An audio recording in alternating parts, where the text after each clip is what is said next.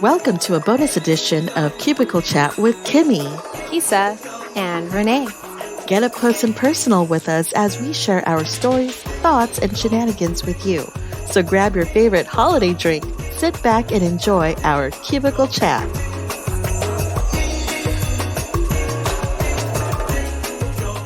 Tis the season. It's our holiday Cubicle Chat edition. Woohoo! Yay! Here we are. Happy holidays. Happy holiday. Do, do, do, do. What is the tradition, guys? What is your tradition for the holidays? Ooh. Well, Christmas Eve is spent usually with my immediate family, my side of the family, and Christmas Day with the other side of the family. And so usually when I'm over at my sister's, that's where we go every year. Our tradition is, eating lumpias and watching our favorite holiday movies. And it's usually Home Alone 1, 2, and A Christmas Story. That's such a great movie. A Christmas Story is like the best movie ever made. So good. So funny. Yes, so hilarious. I love it. Especially that bunny outfit, that onesie. I gotta get me one of those. That'll be like the Easter bonus cubicle chat. Yeah, will be Kimmie in a bunny outfit. Which brings us to the reindeer outfit. Oh, about that reindeer. We spotted a beautiful reindeer gracefully trotting across the mountains of Washington. until it got hit by a Humvee. Just a little one, right? It was a beefy type of deer. Oh, what is that? A doe? Yeah, does are female. Yeah, it was a beautiful doe. Wait, are does females? Are does the babies? Yeah, because when I think of The Sound of Music, doe, a deer, a female deer. Oh, that's true. Thank you, Rogers and Hammerstein. That is true. Who said theater is not educational? Right? No one. Listen, No one. that's true. What about you, Kesia? Renee, what are your traditions every holiday season? I don't really have any. Like, we would go to church on Christmas, my family. But then we would just kind of like hang out because we never really like did like a big like family gathering. It was just like me and my immediate family. And we would just do gifts and dinner and all of that kind of normal Christmas stuff. But normally I'm working, so Yeah. It just feels weird. It does. The holidays feel weird this year. It like almost crept up on us. Like people were like, oh, it's, Black Friday. Oh, okay, let me get online and find some deals. And then it was like, Christmas is here. What? Right. I know. And I think because we live in Christmas for so long when we're working that it just becomes a part of it. You know what I mean? Mm-hmm. I agree. But now we're so like distant from everything because you can't really go shopping. You can't, what I mean? There's just so much. It's hard to like, I don't know, get into the holiday spirit kind of for me personally. Yeah. Because we're just so limited to everything. I mean, it's weird. Because in addition to like our tradition with watching holiday movies and eating lumpias, it was also kind of like doing that breakfast thing out and about. We would go to like Denny's and have breakfast and then just kind of like do some last minute shopping, which clearly we can't really do these days. So yeah. Traditionally, we celebrate Christmas Eve more than anything else. We would go to like midnight mass. Extended side of the family. We would get together after mass and then stay up till past midnight. Wish everybody Merry Christmas. Open those gifts. Eat like big buffet style. And then as we got older, like much older, as adults with children and all that stuff, then we started hanging out at my sister's house. We would do like pajama party. And, last year I had like a huge charcuterie board that I put together. And it was just like cheese madness the entire night. We would play bingo, loteria, things like that, and just like have fun. But not this year. It's going to all be done through Zoom. Oh. Yeah. It's all going to be done through Zoom. But it's okay. Yeah. Whoever bought stock in Zoom, congratulations. I know. So this year, that'll be Christmas. But I remember that as a kid, I would cry on Christmas Eve. Why? Because it was Jesus's birthday.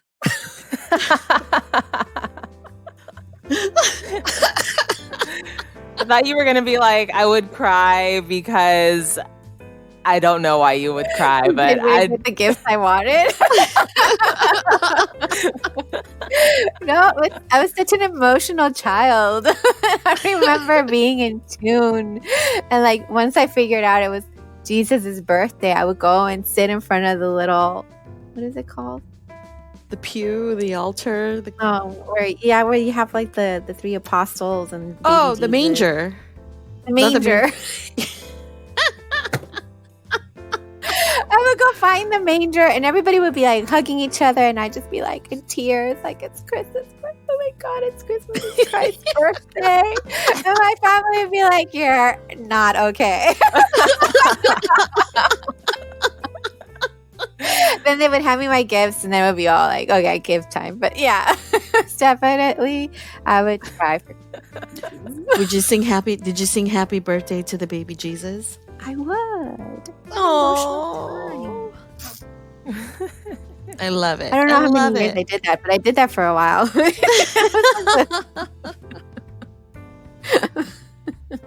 I do have a take back on one more tradition that my family has been doing within the last 10 years. Tying your brother into a Christmas tree? That's a different story. No, this one, though, goes back to, so unfortunately, my dad passed away 10 years ago, and Christmas was his favorite time of the year.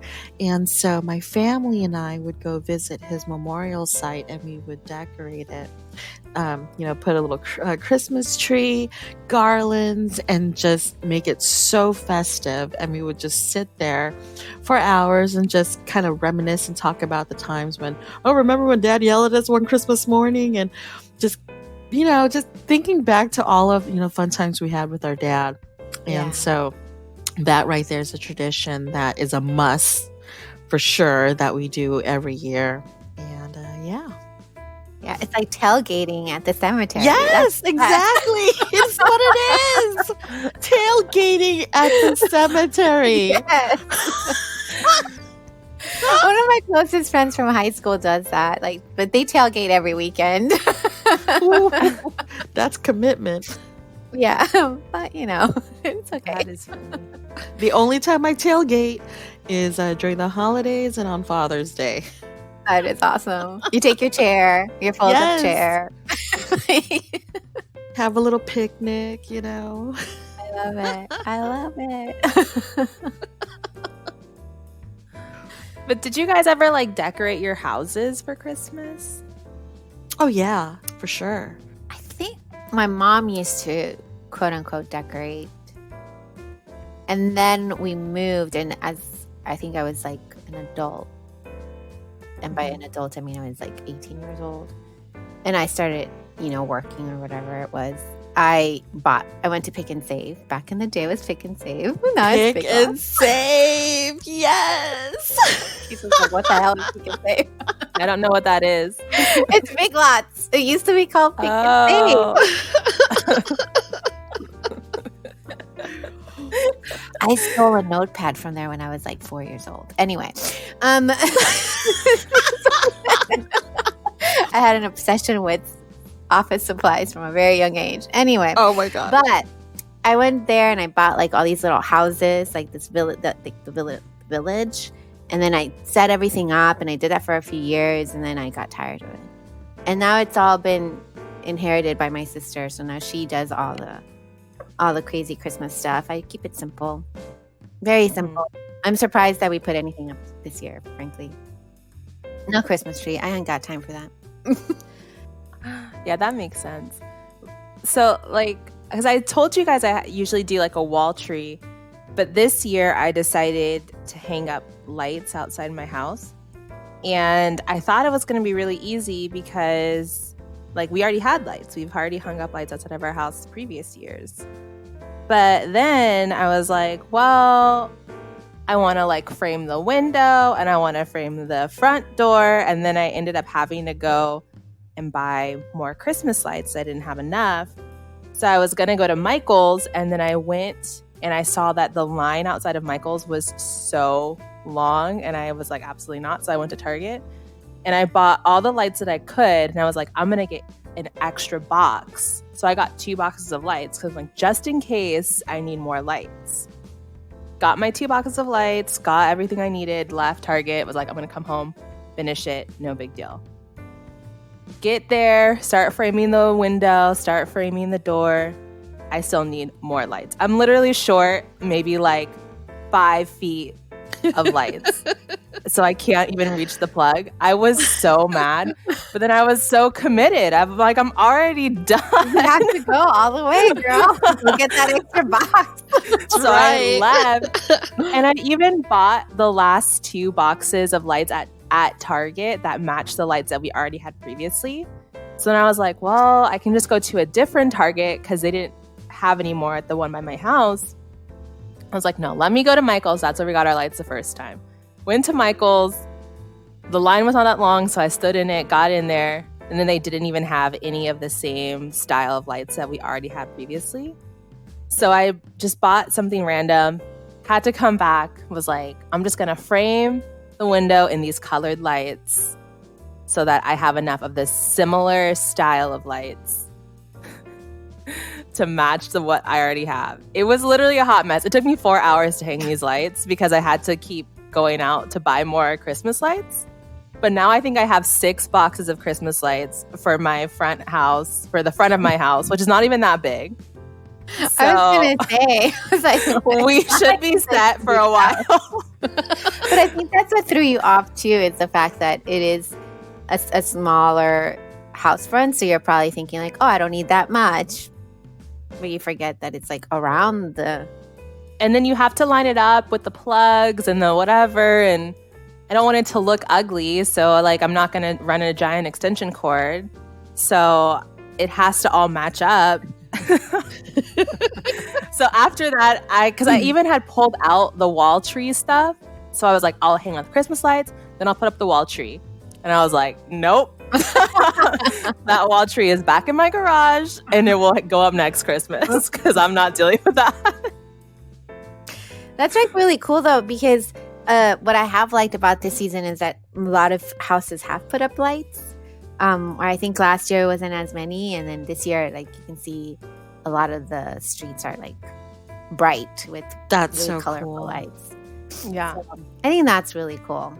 I definitely felt like a trendsetter in my neighborhood because nobody had put up any Christmas decorations yet. And then I put up our lights. And then after I did our lights, then everybody was out front of their houses putting up all their decorations. You inspired the neighborhood. Yes. I love it. What are some like Christmas stories that you have when you were a kid? Because I know when I got older, like when I was like in my teens, my parents stopped decorating because they were like, listen, we're not doing this anymore. It's easy to put decorations up, but it was always a battle to take them down. And between my brother and I, every year it was always a battle. Who's going to put everything away? And so, let's see, what year was it? Oh, I would say like Christmas 2002 is when I had the last straw with him. He was supposed to put the tree away, take down all the decor and whatnot, because my sister and I put the tree up and we did all the decorations. So he was tasked to take it down. And once again, every year he failed to do that. And so I got a little upset. Words were said, and then it got a little physical when words weren't enough. And I don't know what happened. I just remember my sister saying, "You guys stop it." And then all of a sudden, I just saw red. I saw red and nothing else. And I shoved him into the Christmas tree, and the tree fell and crashed into the window. And my sister was like, "Oh my gosh." And then my dad started screaming, and I just remember like losing my mind. And that was like the end of Christmas. 2003 didn't happen because of that. But that was one holiday memory I'll never forget, the day that I almost killed my brother.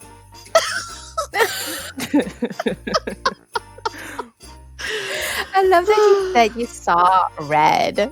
That's all I saw. I see red all the time.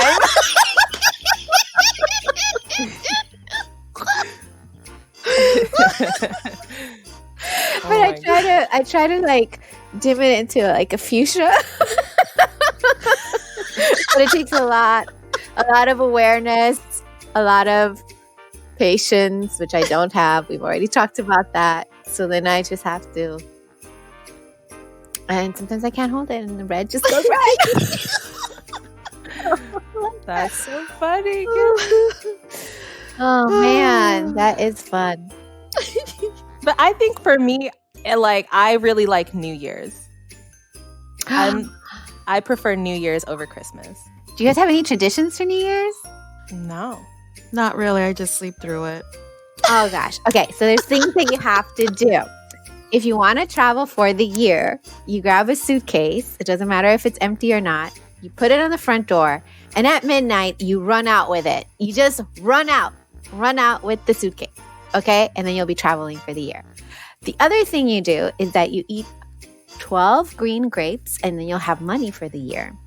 Then you put green lentils, 12 little green lentils in a little piece of foil paper. You fold it up, you have it, and you have a dollar bill.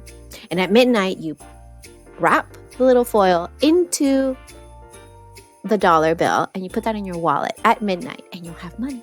Very interesting traditions, Renee. Yes. Oh, and if you don't want to cry, you fill up a glass of water, and you throw it outside at midnight. That's a lot of work. I'm not going to lie to you. Can you tell me about the money one again? Because I could use some cash this year. 12 green grapes. 12 green grapes. You eat them at midnight. Just 12 and then green grapes. 12 but also the lentils. And the lentils. Do you have to do both? You can do both if you want to be like sure of it, right? But I need to be sure of it and then some. Yeah. So the green lentils, you put them in a little piece of foil paper, and then you like fold it. And at midnight, you're going to wrap that with the dollar bill and put that in your wallet. And that goes with you, whatever wallet you go to for the rest of the year. So if you change wallets, that gets changed into it too. Okay, because that'll guarantee money. Tell me, I have so many little foil papers everywhere. Wait a minute, wait a cotton picking minute. So you take the lentils and put them in little mini foil, and you wrap it in $1. Keeping that $1 in your wallet definitely guarantees the money in your wallet the whole time. But you have money. Is it going to add more? Is it going to add more? You have money, and then you eat the green grapes. That'll give you more abundance of money. I'm going to have to try this. And if it does work, then dinner's on me. Okay. I'm telling you, New Year's, usually like the best New Year's Eves were the ones that we would do all those crazy things. They're just fun. Well, I hope the New Year brings us more joy. For sure. For sure. And some clarity. I think it's all good. Even this year, I mean, come on. I'm grateful for the fact that I've rested enough. Slept. I've made up for some sleep. We've got this podcast, which I think wouldn't have happened had things remained the same and not had this break.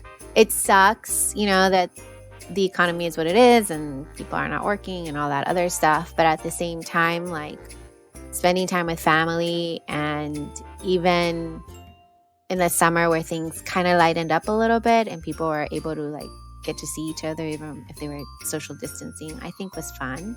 And so, I don't know, it just makes you appreciate the things that you currently have. And I'm just grateful that my family is healthy.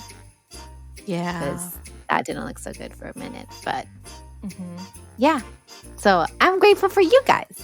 Aww. Well said. Yes, definitely grateful for you three. You three? Me too. That includes me, not three. I am grateful for myself, but I am most grateful for you two.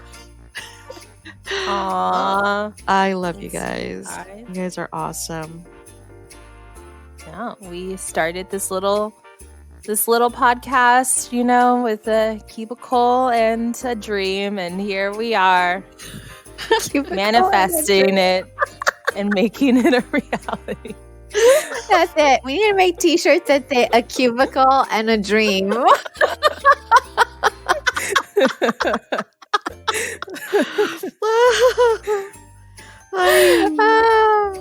Yes. And thanks to our listeners who, are dedicated. They put up with us. Well, yeah, to our collaborators and to everybody who has, listened to us ramble on for 16 episodes. We appreciate you. So, if you guys have your favorite Christmas or New Year's traditions, you should let us know. Yeah, share them. Share those on our social media platforms, which are everywhere. Yes. I think that wraps us here with our holiday cubicle chat. Yay! Everyone have a wonderful festive holiday season with your family and friends. Be safe, eat lots of food, and yeah, let's look forward to a bright new year, and hopefully I don't know, hopefully great things come about, like money with the lentils and the grapes and traveling. Renee, you got to sing us out with some holiday cheer. Oak, Mac Mistress Tree.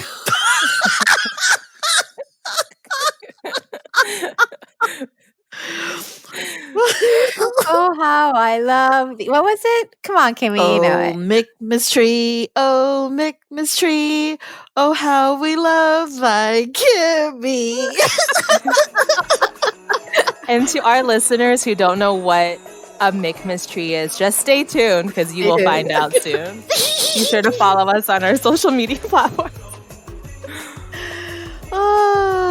And that's it. Okay, thank you. Bye. Bye. Happy holidays. Happy holidays.